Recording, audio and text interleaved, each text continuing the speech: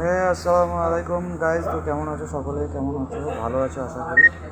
তো যাই হোক, আজকে একটা প্রথম কথা বলি। এর আগের দিন মাছ কাটিং করেছিলাম, কিন্তু কিছু ডিসিপ্লিন আমি বলিনি আপনাদেরকে। এই যে ফিশ প্লেট কাটবো, তাই যে কোনো ফিশ হোক, ফিশ কাটিংয়ের জন্য কিন্তু ব্লু বোর্ড এবং ব্লু নাইফ এটা কিন্তু মাইনটারি, হ্যাঁ, হ্যান্ড গ্লাভসের সাথে সাথে।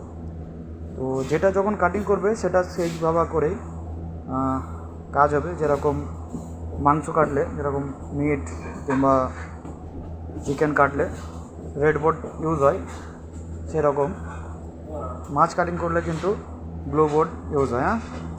তো এটা লক্ষ্য রাখবে গাইজ। তো এই যে আমি আরেকটা কথা বলি, এখানে ওমানে কাজ করতে গেলে, ক্যাটারিং বা হোটেলে কাজ করতে গেলে এই জিনিসটা কিন্তু খুব ধ্যান রাখতে হবে।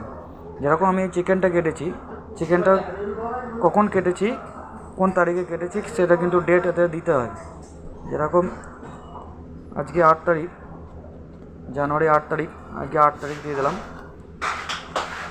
তো মাছটাতেও সেরকম দিতে হবে, সেম সেম, যেহেতু 8 তারিখেই কেটেছি, ওই জন্য 8 তারিখের ডেটটা অবশ্যই লাগবে।